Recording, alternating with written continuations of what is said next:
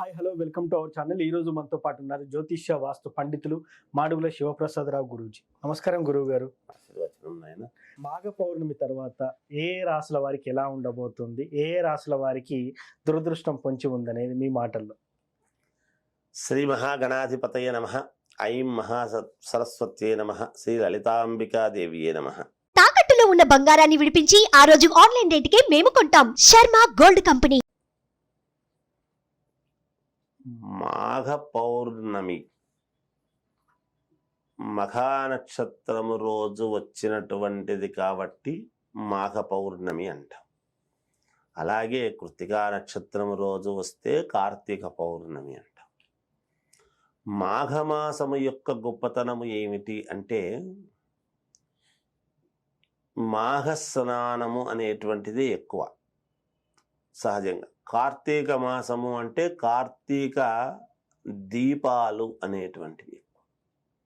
సరే, ఇవన్నీ మామూలు.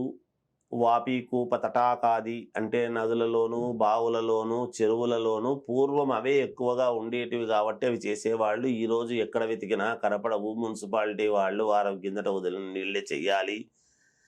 అందుకని నీళ్లు శుభ్రత ఎంత ఉండినా ఎంత కాకపోయినా మన చిత్తం అయితే శుభ్రంగా ఉండాలి కదా. మనస్సు అయితే అది మలినము కాకుండా ఉంటే చాలు అనేటువంటిది. ఆనాడైనా ఈనాడైనా చిత్తశుద్ధితో చిత్త ఏకాగ్రతతో చేసుకోవాలి అని.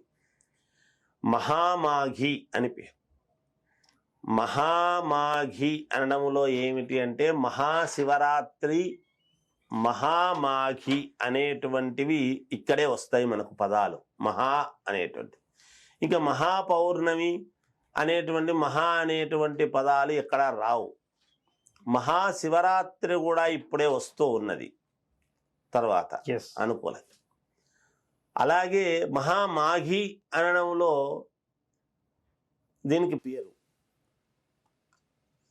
ఈ సందర్భముగా ఈ పౌర్ణమి నాటి యొక్క ఇది ఏమిటంటే సూర్య భగవానుడు ఎప్పుడైతే ఉత్తరము నుండి రథసప్తమి అని ఉత్తరాయణ పుణ్యకాలంలో సూర్యచంద్రుల యొక్క అనుగ్రహము రెండూ కూడా ఈ మాసములో ప్రారంభం. మహామాఘి అని పౌర్ణమి నాడు సూర్యుడి యొక్క అనుగ్రహం. సూర్యచంద్రుల యొక్క అనుగ్రహం ఏమిటి అంటే మానవ శరీరములో కుడికన్ను సూర్యుడు, ఎడమకన్ను చంద్రుడు అనేటువంటిది ఉన్నది. మనము మనఃకారకుడైనటువంటి చంద్రుడు అని కూడా చెప్పుకుంటాం.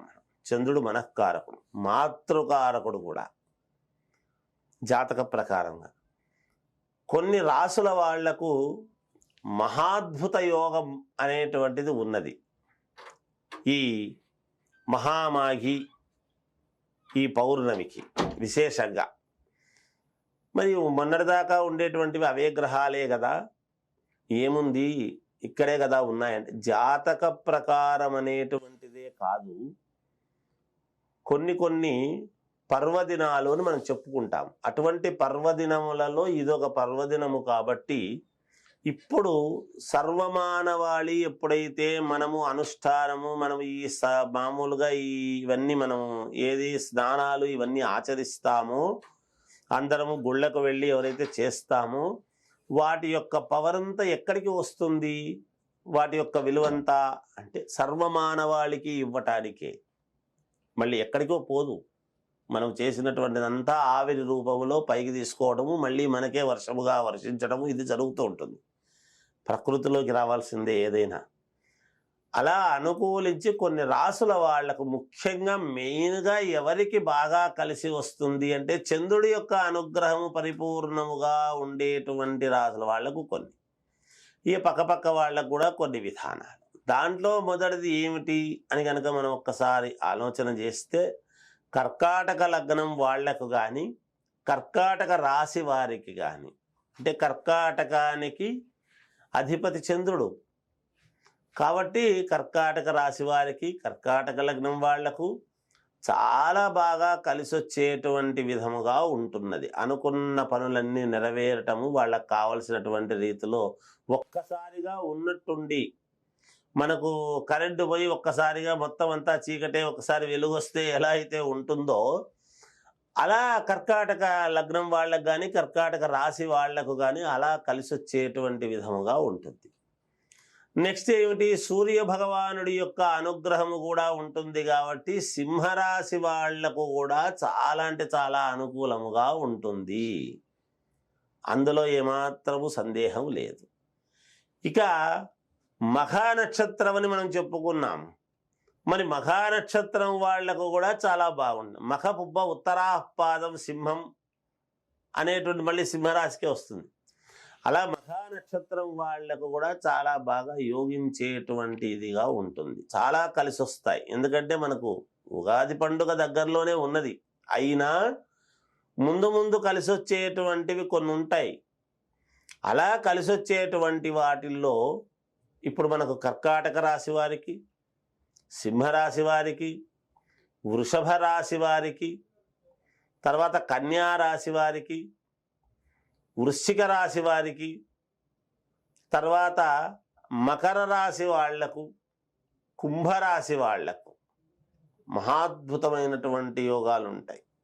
మిగతా వాళ్లకు ఉండవు అని కాదు, తక్కువ ఫలితాలు ఉంటాయి. ఫలితాలు ఉంటాయి, మిగతా రాశుల వాళ్లకు కొంచెం తక్కువ ఫలితాలు ఉంటాయి. నిజానికి ఈ మహామాఘి అనేటువంటి రోజు నుండి చంద్రుడి యొక్క అనుగ్రహము, సూర్యదేవుడి యొక్క అనుగ్రహము వల్లను మంచి ఫలితాలు ఉండబోతున్నాయి అనేది సుస్పష్టం. ప్రతి వాళ్ళ జీవితంలోనూ మంచి ఉంటుంది. జీవితంలో ఒడిదుడుకులు అనేటివి సహజం. సముద్రములో అలలు ఉన్నట్టుగా మానవ జీవితంలో ఒడిదుడుకులు ఉన్నంత మాత్రాన ఇంకా వీడి జీవితం అయిపోయింది, ఎందుకు పనికిరాడు అనేది ఉండదు ఎప్పుడూ కూడా. దాన్ని మనము సమన్వయము చేసుకోవటంలోనే గొప్పతనం, అంతే. బాగా లేని రాశులు ఏవైతే ఉన్నాయో వాళ్ళు ఏదైనా పరిహారం చేసుకోవాలంటారు? మామూలుగా పరిహారాలు అనేటువంటి వచ్చినప్పుడు ఒక మీనరాశికి, ధనుస్సు రాశికి, తులారాశికి మళ్ళీ కొంచెం బాగానే ఉంది. మీనరాశి, ధనుస్సు రాశి, మేషరాశి వీళ్ళు పరిహారాలు అనేటప్పటికీ మనం ఆరాధించాల్సింది ఈ సూర్యదేవుణ్ణి ఎక్కువగా. ఈ సూర్యుణ్ణి, చంద్రుణ్ణి, వీళ్ళ వల్లనే బాగుంది అని ఎప్పుడైతే మనం చెబుతున్నామో వీళ్ళ వల్లనే కొంచెం మధ్యస్థంగా ఉంటేనే కదా వాళ్లకు కొంచెం తక్కువ ఉంది అంటున్నాం. మరి తక్కువగా ఉన్నవి ఎవరిని ఆరాధించాలి? వీళ్ళనే ఆరాధించాలి. అందువలన వీళ్ళనే ఆరాధిస్తే సరిపోతుంది, అంతే, ఏం లేదు. దానికి కావాల్సినటువంటి రెమెడీస్ ఏమిటి అంటే చంద్రుడికి సంబంధించినటువంటివి బియ్యము దానం చేసుకోవటము సహజంగా. మనం మామూలుగా సూర్యభగవానునికి సంబంధించినటువంటి గోధుమలు దానము చేయటము, లేదా ఎక్కడైనా సూర్యభగవాను ఆలయాలకు అంటే విష్ణు ఆలయాలకు వెళ్ళి కాస్త చేసుకోవాల్సినటువంటి పూజలు అవి చేసుకుంటే చాలు, సరిపోతుంది, అంతే. మాఘ పౌర్ణమి రోజు, మాఘ పౌర్ణమి తర్వాత ఏం చేయాలి అని, మాఘ పౌర్ణమి రోజు ఏం చేయాలని, అదేవిధంగా మాఘ పౌర్ణమి తర్వాత ఏ రాశుల వారికి ఎలా ఉండబోతుందని చాలా చక్కగా చెప్పారు గురువు గారు. Thank you. చూశారు కదా, ఇది వాటి కార్యక్రమం. మరో కార్యక్రమంలో మళ్ళీ కలుద్దాం. Thank you.